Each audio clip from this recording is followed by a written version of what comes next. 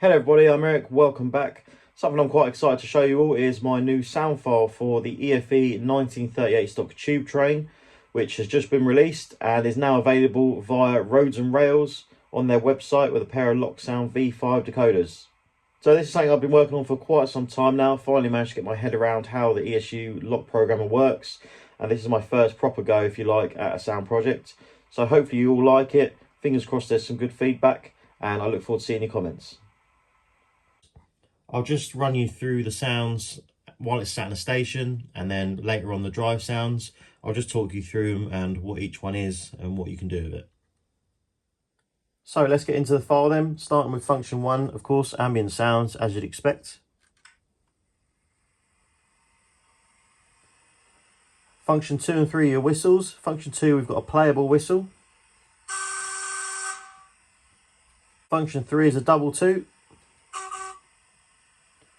You can change those to class 483 versions, so I'll put the 483 ones in now.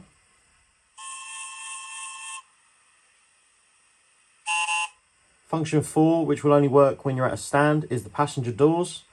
Press function 4 to open them and deselect it to close them.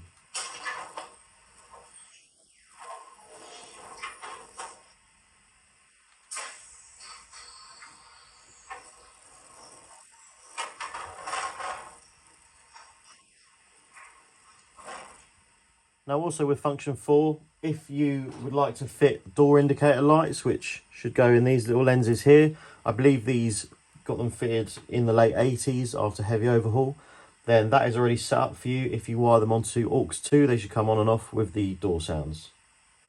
Function 5 is an active brake, so this does have active braking on this file. If you come barreling into your station and don't use function 5, you're going to end up in the buffer stops. So just remember that, and it also has sounds to go with. Brake apply, brake release, and it's playable as well, so you can mess about with it. And if you don't use active braking, all you need to do is go on the decoder settings on your handset and turn the deceleration value down from its maximum.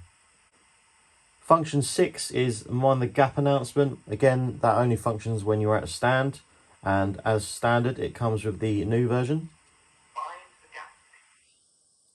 So again, you can change that to the original, which I'll put in here.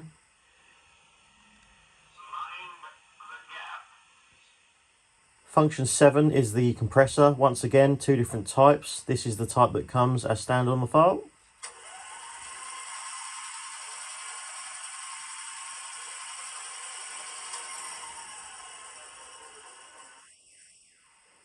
And I'll now put in the alternate version.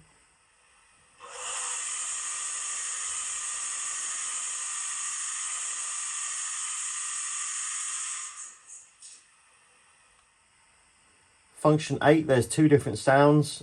When you're at a stand, it will play the guard's whistle from the rear unit. And when you're driving, it will give a loop for the conductor rail sound that you quite often get when these are coming into a station. So I'll chuck that in now.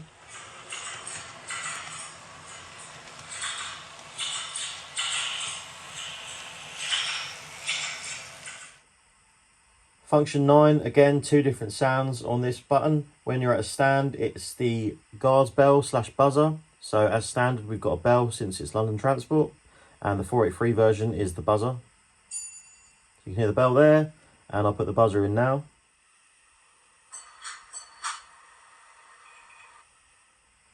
When you're driving, this is, as you'd expect for most sound files, the flange squeal when you're going around curves.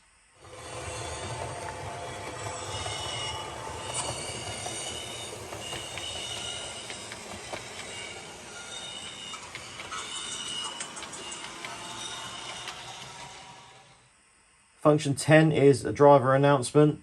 So we've got 2 different types again. I know this probably isn't realistic for a 1938 stock, but it adds a bit of play value, so you don't have to use it at the end of the day. And we've got 2 types. So here's the standard one.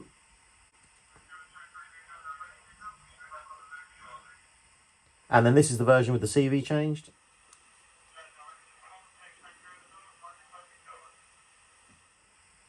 Function 11 then. 1938 stock cab doors, open and close. This will only function from the leading driving car. So you hear there the open and the close. And again, it'll only work when you're at a stand. Function 12 then are the interior lights. Now if you turn those on, it gives a nice little flicker just for a bit of fun. And you get a little light switch noise as well. I've also turned the brightness down, so when you put this in your model, it should turn them down to a reasonable level.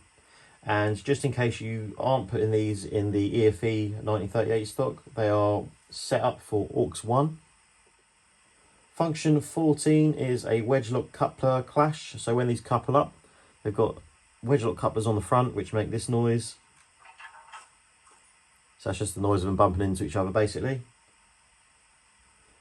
Function 15 is the third rail arc flash noise. So I'll have to put this in as a driving clip. This is configured to use aux 3. So if you want to put any LEDs on your bogies, when you press this function, then it will flash the LEDs on the bogies to simulate an arc flash, of course.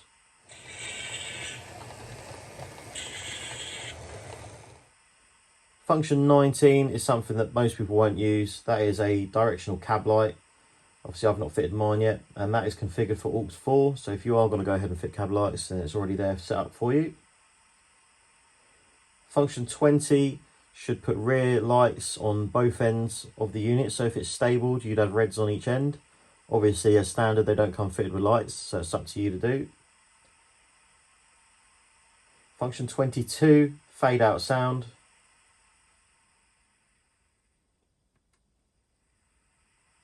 Function 23 then is volume control. So this will switch through 5 different volume settings.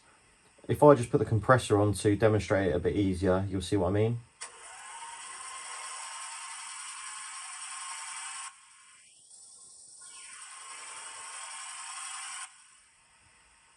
And then we've just got a couple more which are basically just future proofing. So if you are fitting lamps in your one of these and you want alternative head codes, so let's say you wire just the center lamp on function 0, and then you want to be able to choose whether you want alternate sort of variations.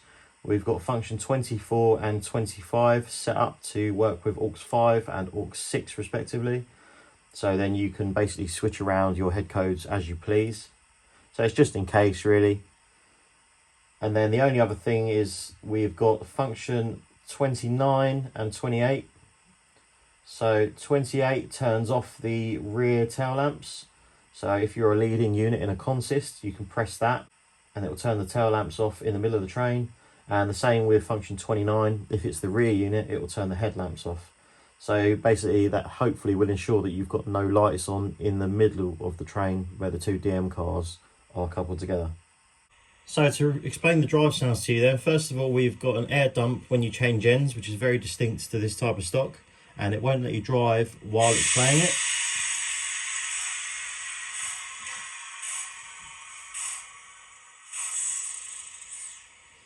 Then to explain the drive sounds to you, you've basically got 3 different power settings, similar to the real thing.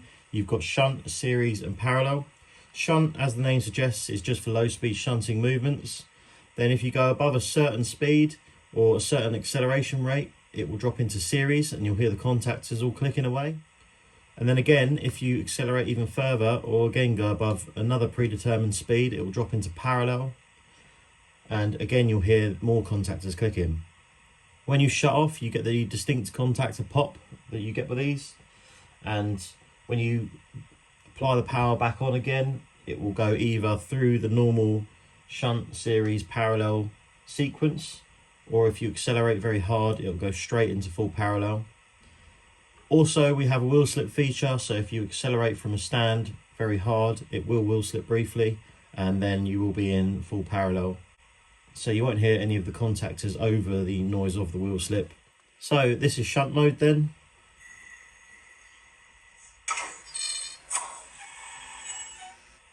You can hear the contactor pop and some brake squeal as we come to a stand, but you can hear it's just a very quick contactor sound.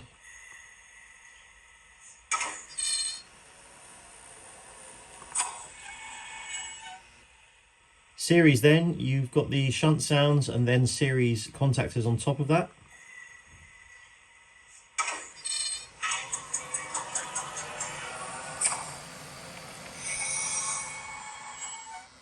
We've got the wheel slip function if you accelerate too hard.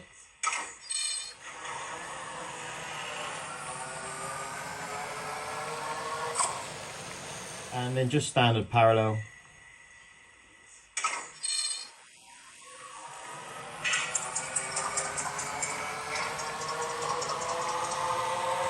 So with full parallel, I'm sure you just heard the two different contactor sequences playing one after the other, as you'd expect. Now the file is quite responsive. If you want to just do some sort of shunting, it's quite good.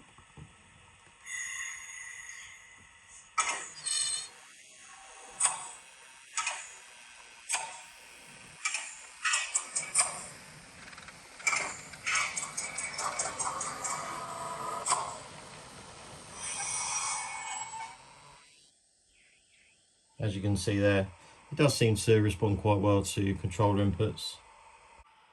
So enough of me talking then. Let's have a little play of it and let me know what you think.